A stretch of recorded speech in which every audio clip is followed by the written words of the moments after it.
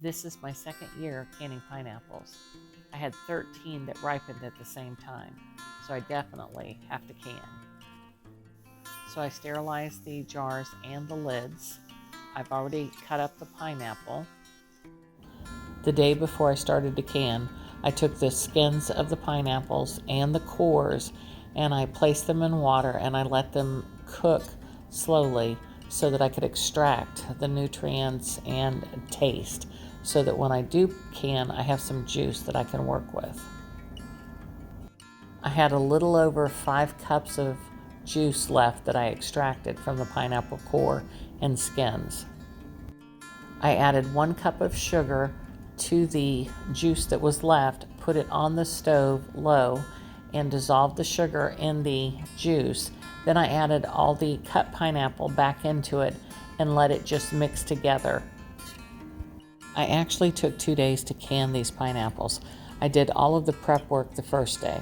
So I cut up the pineapples, I took the skins and the cores, put them in water, I extracted the juice from it, let it sit overnight, and then I was ready the next day to start the canning process. When you're canning, you need to add either citric acid or lemon to your jars because that's going to help to preserve it and give it a longer shelf life.